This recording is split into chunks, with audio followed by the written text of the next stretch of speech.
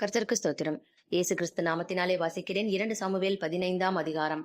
இதற்கு பின்பு அப்சலோம் ரதங்களையும் குதிரைகளையும் தனக்கு முன் ஓட 50 சேவகரையும் சம்பாதித்தான்.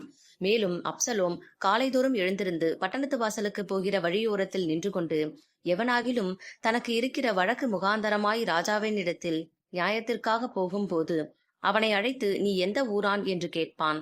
அவன், உமது அடியான் இஸ்ரவேல் கோத்திரங்களில் ஒன்றுக்கடுத்த இன்ன ஊரான் என்றால், அப்போது அப்சலோம் அவனை நோக்கி, இதோ உன் காரியம் நேர்மையும் நியாயமுமாய் இருக்கிறது.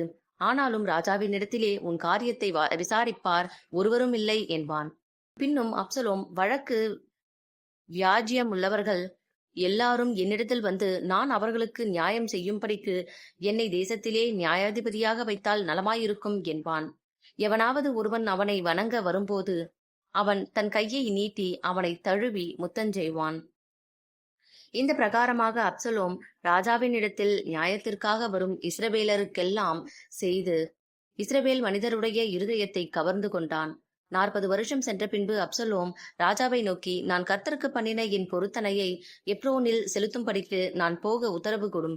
கர்த்தர் என்னை எருசலேமுக்கு திரும்பி வர பண்ணினால் கர்த்தருக்கு ஆராதனை செய்வேன் என்று உமது அடியானாகிய நான் சீரியா தேசத்தில் கேசூரிலே குடியிருக்கும் போது பொருத்தனை பண்ணினேன் என்றான். அதற்கு ராஜா சமாதானத்தோடே போ என்றான். அப்பொழுது அவன் எழுந்து எப்ரோனுக்கு போனான். அப்சலோம் இஸ்ரவேல் கோத்திரங்களுக்கெல்லாம் வேவுகாரரை அனுப்பி, நீங்கள் எக்கால துணியை கேட்கும் போது அப்சலோம் எப்ரோனிலே ராஜாவானான் என்று சொல்லுங்கள் என்று சொல்லச் சொல்லி வைத்திருந்தான். எருசலேமிலிருந்து வரவழைக்கப்பட்ட 200 பேர் அப்சலோமோடே கூட போனார்கள். அவர்கள் வஞ்சகமின்றி அறியாமையினால் போனார்கள்.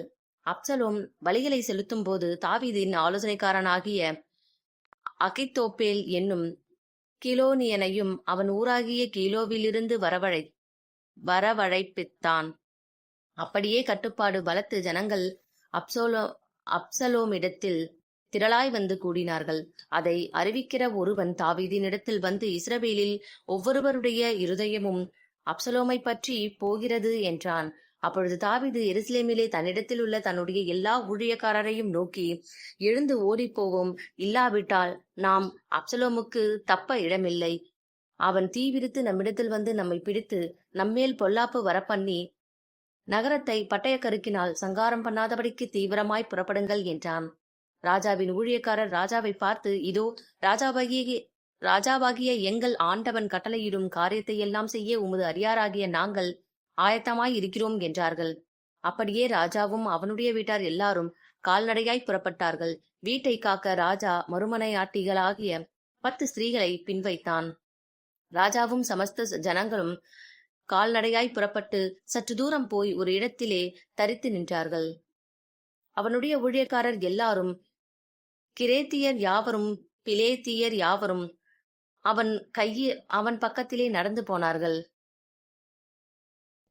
காத்தூரில் இருந்து கால்நடையாய் வந்திருந்த 600 பேராகிய கித்தியர் எல்லாரும் ராஜாவுக்கு முன்பாக நடந்தார்கள். அப்பொழுது ராஜா கித்தியனாகிய ஈத்தாயை பார்த்து, நீ எங்களுடனே கூட வருவானேன்? நீ திரும்பி போய் ராஜாவுடனே கூட இரு. நீ அந்நிய தேசத்தான், நீ உன் இடத்துக்கு திரும்பி போகலாம். நீ நேற்றுதானே வந்தாய். இன்று நான் உன்னை எங்களோடே நடந்து வரும்படிக்கு அழைத்து கொண்டு போகலாமா? நான் போகக்கூடிய இடத்துக்கு போகிறேன். நீ உன் சகோதரரையும் அழைத்து கொண்டு திரும்பி போ. கிருபையும் உண்மையும் உன்னோடே கூட இருப்பதாக என்றான். ஆனாலும் ஈத்தாய் ராஜாவுக்கு பிரதியுத்தரமாக, ராஜாவாகிய என் ஆண்டவன் எங்கே இருப்பாரோ அங்கே உமது அடியானும் செத்தாலும் பிழைத்தாலும் இருப்பான் என்று கர்த்தருடைய ஜீவனையும் ராஜாவாகிய என் ஆண்டவனுடைய ஜீவனையும் கொண்டு சொல்கிறேன் என்றான். அப்பொழுது தாவீது ஈத்தாயை நோக்கி, நடந்து வா என்றான். அப்படியே கித்தியனாகிய ஈத்தாயும் அவனுடைய எல்லா மனுஷரும் அவனோடு இருக்கிற எல்லா பிள்ளைகளும் நடந்து போனார்கள். சகல ஜனங்களும் நடந்து போகிற போது தேசத்தார் எல்லாரும் மகா சத்தமாய் அழுதார்கள். ராஜா கீதரோன் ஆற்றை கடந்தான். ஜனங்கள் எல்லாரும் வனாந்தரத்துக்கு போகிற வழியே நடந்து போனார்கள். சாதோக்கும் தேவனுடைய உடன்படிக்கை பெட்டியை அவனோடே கூட இருந்து சுமக்கிற சகல லேவியரும் வந்து தேவனுடைய பெட்டியை அங்கே வைத்தார்கள். ஜனங்கள் எல்லாரும் நகரத்திலிருந்து கடந்து தீரும் மட்டும் அபியத்தார் திரும்பி போயிருந்தான். ராஜா சாதோக்கை நோக்கி, தேவனுடைய பெட்டியை நகரத்திற்கு திரும்பி கொண்டு போ. கர்த்தருடைய கண்களில் எனக்கு கிருபை கிடைத்ததானால் நான் அதையும் அவர் வாசஸ்தலத்தையும் பார்க்கிறதற்கு என்னை திரும்ப வரப்பண்ணுவார். அவர் உன்மேல் எனக்கு பிரியமில்லை என்பாராகில், இதோ இங்கே இருக்கிறேன். அவர் தம்முடைய பார்வைக்கு நலமானபடி எனக்கு செய்வாராக என்றான். பின்னும் ராஜா ஆசாரியனாகிய சாதோக்கை நோக்கி, நீ ஞான திருஷ்டிக்காரன் அல்லவோ? நீ சமாதானத்தோடே நகரத்திற்கு திரும்பு. உன் மகன் அகிமாசும் அபியத்தாரின் மகன் யோனத்தானுமாகிய உங்கள் குமாரர் 2 பேரும் உங்களோட கூட திரும்பி போகட்டும். எனக்கு அறிவிக்கிறதற்கு உங்களிடத்தில் இருந்து செய்தி வரும் மட்டும் நான் வனாந்தரத்தின் வெளியிலே தரித்திருப்பேன் என்றான். அப்படியே சாதோக்கும் அபியத்தாரும் தேவனுடைய பெட்டியை எருசலேமுக்கு திரும்ப கொண்டு போய் அங்கே இருந்தார்கள். தாவீது தன் முகத்தை மூடி வெறுங்காலால் நடந்து அழுது கொண்டு ஒலிவ மலையின் மேல் ஏறி போனான். அவனோடிருந்த சகல ஜனங்களும் முகத்தை மூடி அழுது கொண்டு ஏறினார்கள். அப்சலமோடே கட்டுப்பாடு பண்ணினவர்களுடன் அகித்தோப்பேலும் சேர்ந்திருக்கிறான் என்று தாவீதுக்கு அறிவிக்கப்பட்ட போது, தாவீது, கர்த்தாவே, அகித்தோப்பேலின் ஆலோசனையை பைத்தியமாக்கி விடுவீராக என்றான். தாவீது மலையின் உச்சி மட்டும் வந்து அங்கே தேவனை பணிந்து கொண்ட போது, இதோ அர்க்கியனாகிய ஊசாய் தன் வஸ்திரங்களை கிழித்துக் கொண்டு தலைமேல் புழுதியை போட்டுக் கொண்டவனாய் அவனுக்கு எதிர்பட்டான். தாவீது அவனை பார்த்து, நீ என்னோட கூட நடந்து வந்தால் எனக்கு பாரமாய் இருப்பாய்.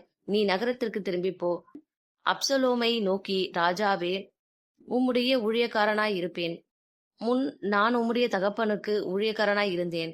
இப்பொழுது நான் உமக்கு ஊழியக்காரன் என்றாயே ஆகில், எனக்காக அகித்தோப்பேலின் ஆலோசனையை அபத்தமாக்குவாய்.